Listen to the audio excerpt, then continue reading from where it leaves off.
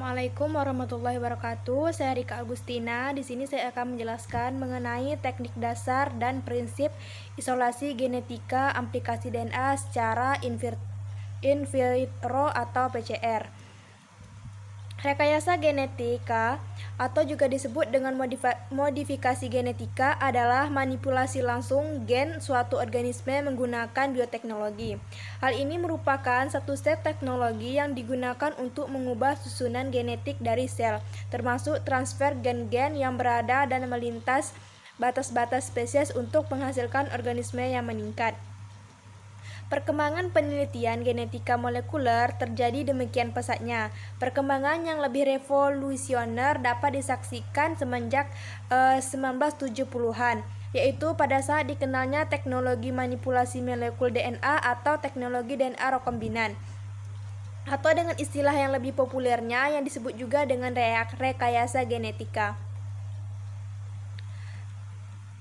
Beberapa metode yang digunakan dalam teknik rekayasa genetika, yang pertama itu dengan penggunaan vektor, cloning, PCR atau disebut juga dengan polymerase chain reaction, dan seleksi, screening, serta analisis rekombinan.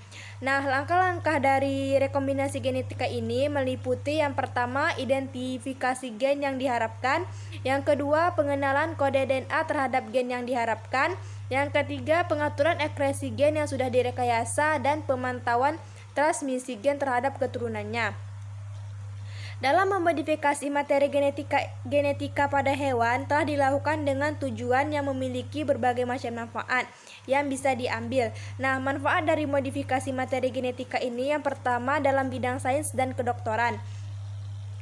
Hewan yang secara genetika sudah dimodifikasi atau dikenal dengan istilah genetically modification animal atau GMA, seperti pada hewan uji yakni mencit, dapat digunakan untuk penelitian bagaimana fungsi yang ada pada hewan tersebut. Yang kedua itu bermanfaat dalam pengobatan penyakit. Beberapa peneliti telah menggunakan protein pada manusia untuk mengobati penyakit tertentu dengan cara mentransfer gen manusia ke dalam gen hewan. Selain mentransfer protein gen manusia ke dalam gen hewan, juga bisa menggunakan protein hewan untuk mengobati penyakit yang ada pada manusia.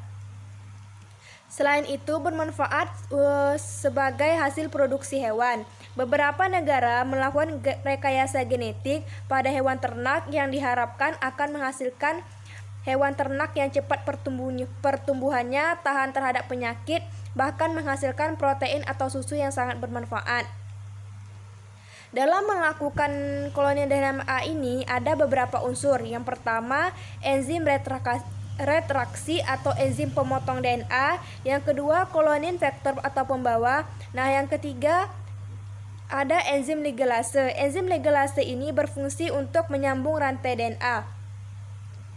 Dalam proses-proses dasar cloning ini ada beberapa proses, diantaranya pemotongan DNA atau disebut juga dengan DNA organisme yang diteliti dan DNA vektor. Yang kedua, penyambungan potongan-potongan atau fragmen DNA organisme dengan DNA vektor menggunakan enzim ligase. Yang ketiga, transformasi rekombinan DNA atau DNA vektor ditambah dengan DNA sisipan ke dalam sel bakteri Escherichia coli. Nah, yang keempat itu ada seleksi atau screening. Seleksi atau screening ini untuk mendapatkan klonon DNA yang diinginkan. Sekian dari saya, terima kasih. Baik, di sini saya akan membahas tentang prinsip umum pengujian aplikasi DNA secara in vitro PCR. Dalam pengujian mutu benih, memang saat ini belum diregulasikan sebagai salah satu standar kelulusan benih dalam proses sertifikasi. Dalam Instrarus, beberapa pengujian mutu benih telah dicantumkan pilihan metodenya dengan berbasis DNA. Contohnya, pengujian deteksi kesehatan benih dan deteksi genetically modified organism atau GMO. Balai Besar Pengembangan Pengujian Mutu Benih Tanaman Pangan dan Hortikultura sendiri sudah sejak lama melaksanakan kegiatan pengembangan metode pengujian verifikasi varietas dengan berbasis DNA. Secara teknis, prinsip umum pengujian DNA ini baik untuk verifikasi varietas, pengujian kesehatan benih maupun deteksi GMO adalah sama. Pengujian ini terdiri dari 3 tahap, yaitu isolasi DNA, aplikasi DNA, hasil isolasi penggunaan marka tertentu, dan terakhir adalah elektrofisis, hasil PCR, dan visualisasi. Isolasi DNA dilakukan dengan tujuan untuk memisahkan DNA dari bahan lain seperti protein, lemak, karbohidrat. Prinsip utama dalam isolasi DNA ini ada 3, yaitu untuk menghancur atau lisis, ekstraksi atau memisah DNA dari bahan padat seperti selulosa dan protein, serta pemurnian DNA. Tahap pertama dalam isolasi DNA adalah proses perusakan atau penghancuran membran dan dinding sel untuk memecah sel dan mengeluarkan isi sel. Tahap ini dapat dilakukan dengan beberapa cara, yaitu dengan cara fisik seperti mengerus sampel dan menggunakan mortar dan pestle dalam nitrogen cair, atau cara kimiawi maupun enzimatik. Penghancuran dengan menggunakan kimiawi itu misalnya bisa dengan menggunakan deterjen, dengan melarutkan lipid pada membran sel sehingga menjadi destabilisasi membran sel. Dan cara enzimatiknya itu seperti menggunakan proteinase K untuk melisis membran serta mendegrasi protein globular maupun rantai polipeptida dalam komponen sel.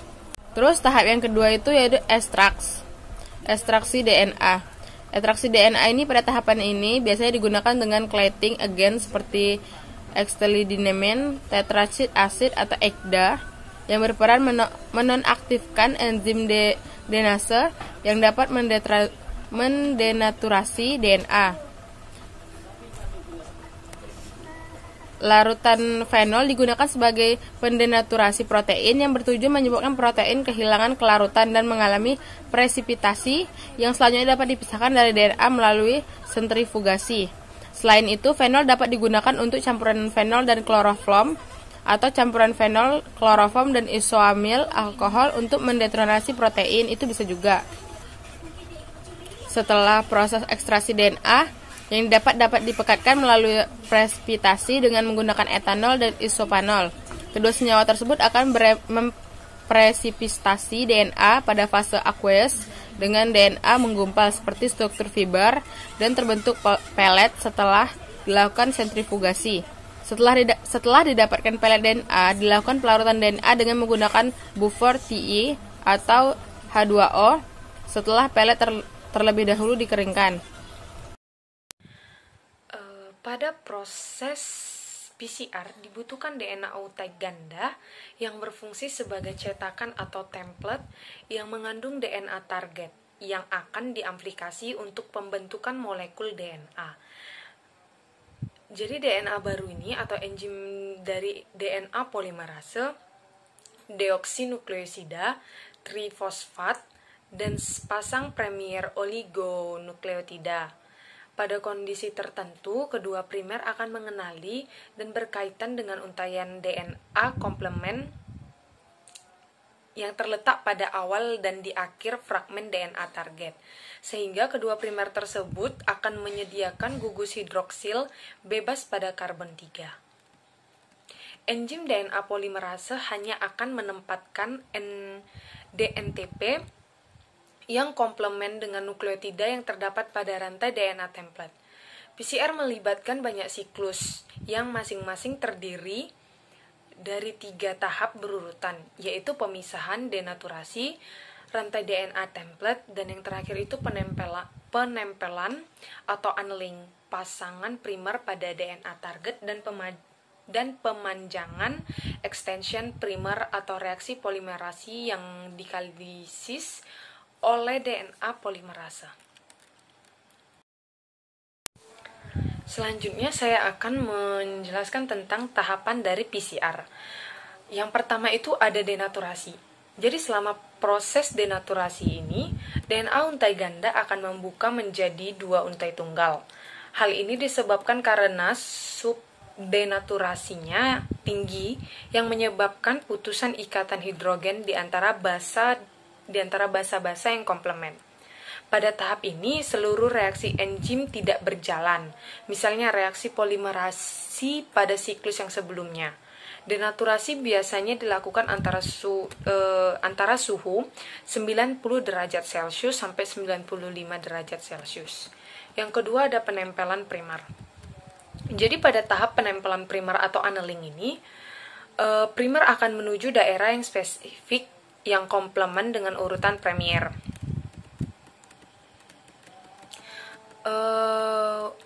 Pada proses annealing ini, ikatan hidrogen akan terbentuk antara primer dengan urutan komplement yang template.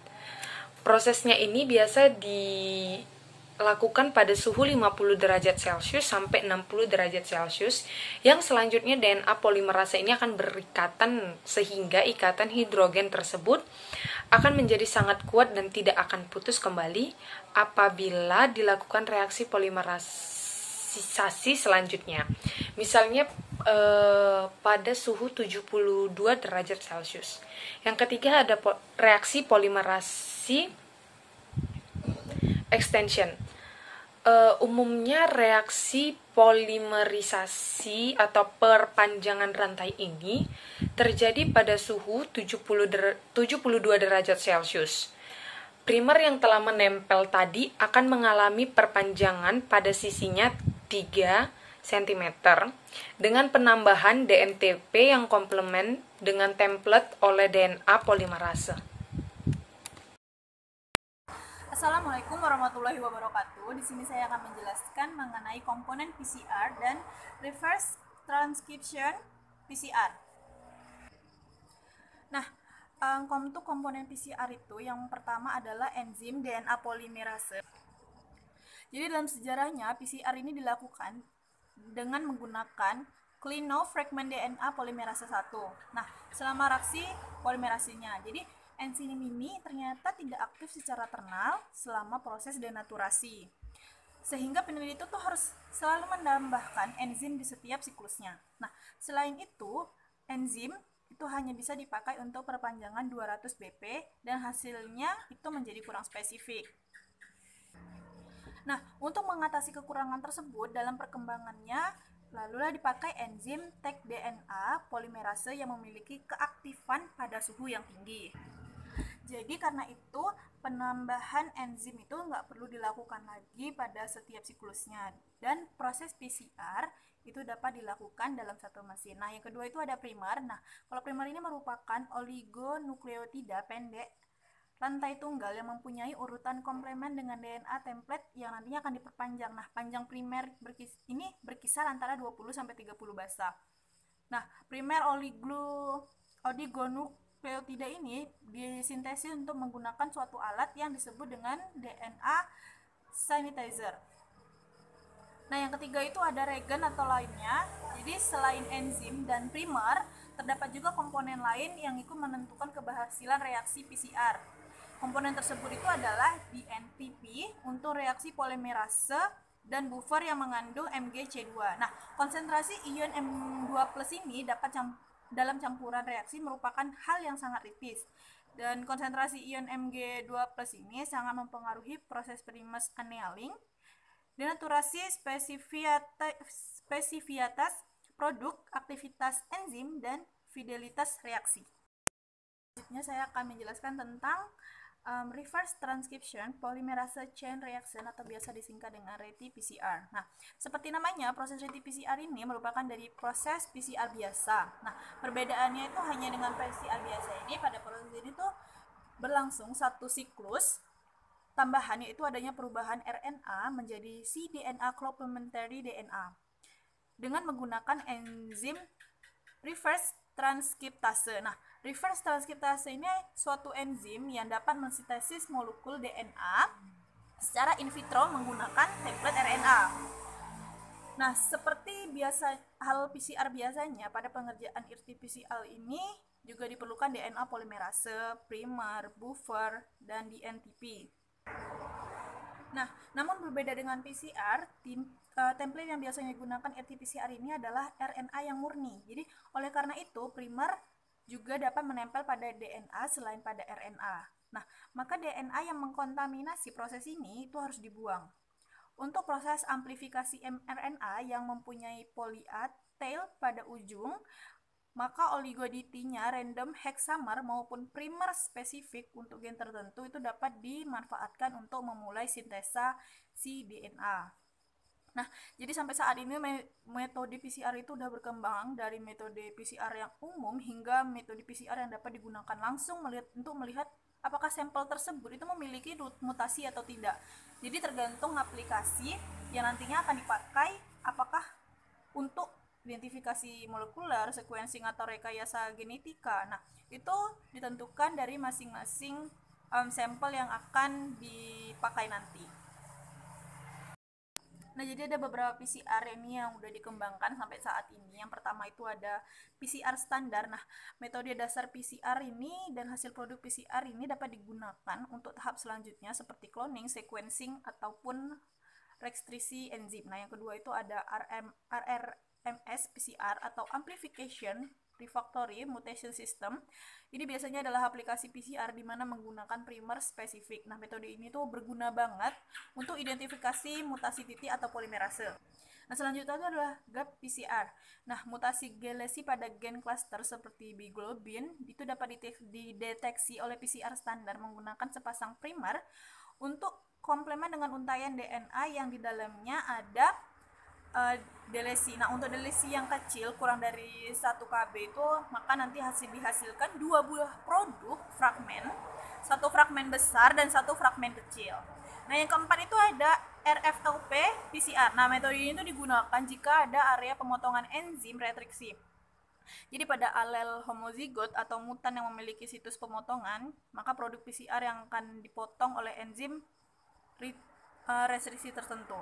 Nah, yang kelima itu ada kuantitatif PCR. Jadi metode ini tuh digunakan untuk menghitung kuantitas atau jumlah produk spesifik hasil PCR tersebut. Nah, biasanya itu dikenal dengan sebutan real time PCR.